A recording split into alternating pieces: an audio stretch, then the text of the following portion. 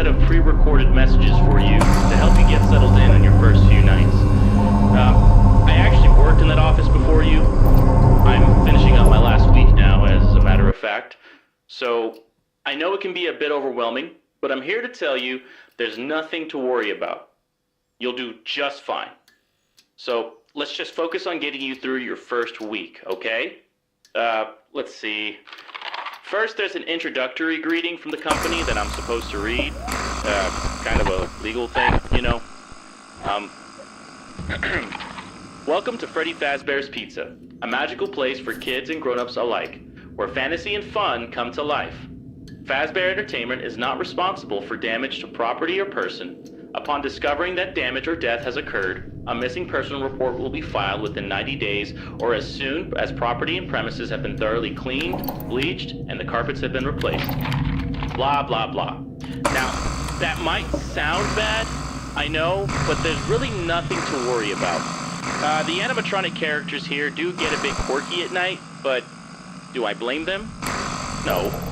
If I were forced to sing those same stupid songs all this time and I never got a bath, I'd probably be a bit irritable at night too. So remember, these characters hold a special place in the hearts of children, and we need to show them a little respect, right? Okay, so just be aware, the characters do tend to wander a bit. They're left in some kind of free roaming mode at night.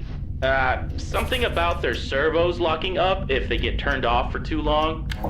They used to be allowed to walk around during the day too, but then there was the fight of 87. Yeah. Now, concerning your safety, the only real risk to you as a night guard here, if any, is the fact that these characters, well, they're pretty technologically advanced. And if they see you after hours, they probably won't recognize you as a person. Yeah. Instead, they might see you as a metal endoskeleton without its costume on. Now, since that's against the rules here at Freddy Fazbear's Pizza, they'll probably try to forcefully stuff you inside a Freddy Fazbear suit. Now that wouldn't be so bad if the suits themselves didn't have mechanical pieces to lock the endoskeleton into place. So, you can imagine how having your head forcefully pressed inside one of those could cause a bit of discomfort and death. The only parts of you that would likely see the light of day again would be your eyeballs and teeth when they pop out of the front of the mask. Yeah, they don't tell you these things when you sign up. But hey, first day should be a breeze. I'll chat with you tomorrow, check those cameras, and remember to close those doors only if absolutely necessary. Gotta conserve power. Alright, good night.